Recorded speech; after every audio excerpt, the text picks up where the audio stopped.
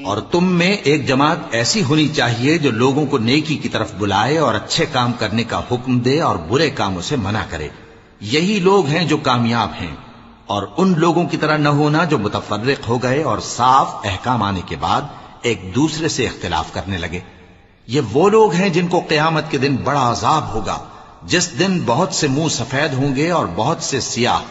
तो जिन लोगों के मुंह सियाह होंगे उनसे अल्लाह फरमाएगा, क्या तुम ईमान लाकर काफिर हो गए थे? सो अब उस कुफ्र के बदले अजाब के मजे चखो। और जिन लोगों के मुंह सफेद होंगे वो अल्लाह की रहमत के बागों में होंगे और उनमें हमेशा रहेंगे। ये अल्लाह की आयतें हैं जो हम तुमको ठीक ठीक पढ़कर सुनाते हैं। और अल्लाह अहले आलम पर जुल्म नहीं करना चाहता। और जो कुछ आसमानों में और जो कुछ जमीन में है सब अल्लाह ही का है और सब कामों का अंजाम अल्लाह ही की तरफ है। मोमिनो, तुम बेहतरीन उम्मत हो जिसे लोगों की